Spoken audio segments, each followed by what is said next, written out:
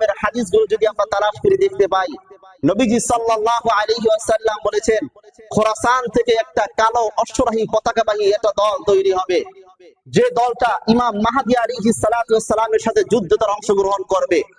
আর এই দলের উত্থান যখন হবে, পৃথিবীর কোনো পরাশক্তি তাদেরকে পরাজিত করবে না, বরং দিনে দিনে দিনে দিনে তাদের সংখ্যা দিনে দিনে আস্তে বাড়তেই থাকবে।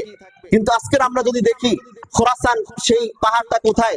আফগানিস্তানের মধ্যে। আফগানিস্তানে তালেবানদের উত্থান হয়েছে। তালেবানদের হাতে কাদের পরাজয় ঘটেছে? বিশ্বের সুপার পাওয়ার আমেরিকার পরাজয় তাদের হাতে ঘটেছে। কথা বলেন ঠিক কিনা? আজকের তালেবানদেরকে এই আমেরিকার সুপার পাওয়ার এবং নেটো যা কিছু আছে, এরা 30টা দেশের উপরে নেটোর সদস্য আছে, এরা মিলে তালেবানদেরকে, মুসলমানদেরকে তারা দমিয়ে রাখতে পারে নাই। মুসলমানরা একবার যখন সেই আল্লাহর কালিমা খচিত পতাকা যখন উত্তোলন করেছে, এই পতাকা আর কেউ কোনোদিন নিচে নামাতে পারবে না। কথা বলেন ঠিক কিনা? মুসলমানদের এই কালিমার খচিত পতাকা এটা উড়তেই থাকবে, এটা উড়তেই থাকবে। এখন আমাদের বাংলাদেশে এমন একটা অবস্থা ছিল, কালিমার পতাকা হাতে তুলবো তো দূরের কথা, মুখে বলাটাও আমাদের জন্য এটা কষ্টসাধ্য ছিল। কিন্তু আজকের কালিমাবাহী পতাকা আজকের সবার হাতে হাতে, কালিমার সে আওয়াজ আজকের সবার মুখে মুখে।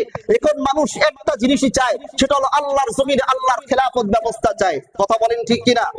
কারণ মানুষ অতীত থেকে শিক্ষা নিয়েছে, এই তন্ত্র মন্ত্র এর পিছনে কোনোদিন শান্তি আসতে পারে না। এই তন্ত্র মানুষের তৈরিকৃত আইন দিয়ে মানুষের মধ্যে কোনোদিন শান্তি প্রতিষ্ঠিত করা যাবে না।